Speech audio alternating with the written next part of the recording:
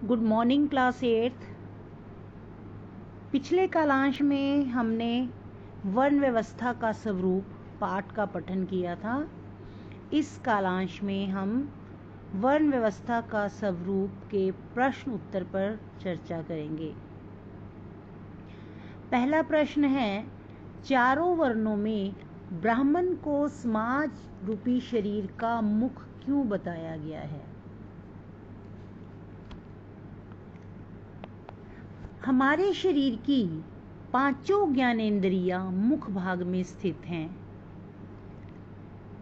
कानों से हम सुनते हैं, त्वचा से सर्दी गर्मी, कोमल कठोर, चिकना खुरदरा आदि स्पर्श करते हैं। आँखों से सफ़ेद रंगीन, ऊंचा नीचा, बड़ा छोटा, सीधा टेढ़ा आदि देखते हैं। जीभ से मीठा खट्टा चटपटा आदि सब रसों का अनुभव करते हैं। नाक से सुगंध दुर्गंध आदि का अनुभव करते हैं।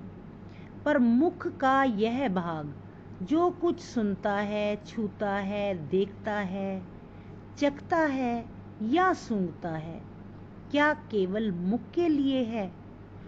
उसका लाभ वह सारे शरीर को देता है।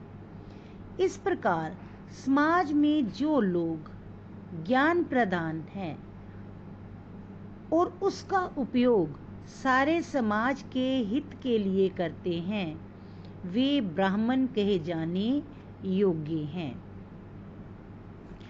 ज्ञान पाने के लिए तपस्या और साधना करनी पड़ती है। इस प्रकार ब्राह्मण लोग तपस्वी और साधक होते हैं। हमारे शरीर में भी सबसे तपस्वी साधक निर्लोभ कौन है?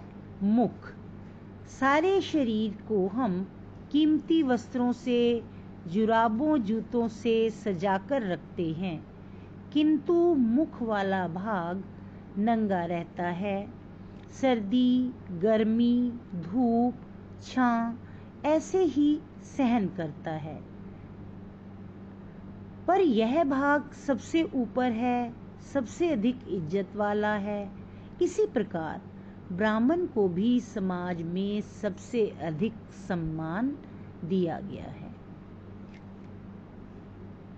प्रश्न नंबर 2 है, सभी वर्णों के भरण पोषण का दायित्व किस वर्ण पर है और इस वर्ण के लोग उस दायित्व का निर्वाह किस रूप में करते हैं? बच्चों, वैश्य इस समाज के उरु हैं। पेट और कमर इसी भाग के अंतर्गत हैं।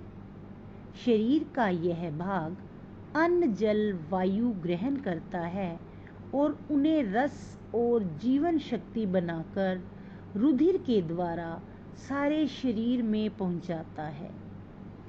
इसी प्रकार सारे शरीर को यानी कि सारे समाज को सुखी समृद्ध बनाने का जिन्होंने व्रत लिया है, वो कौन है? वैश्य। कृषि, व्यापार तथा कला कौशल के माध्यम से समाज को संपन्न बनाने का संकल्प लेते हैं। यह व्रत लेते हैं कि समाज का कोई भी सदस्य भूखा नंगा आवासहीन नहीं होगा। सबको रोटी कपड़ा और मकान देने का दायित्व इसी वैश्य वर्ण का है। अगले कालांश में करेंगे अगले प्रश्न। तब तक इनको रिवाइज कीजिए और अपनी नोटबुक में नोट कीजिए। Thank you.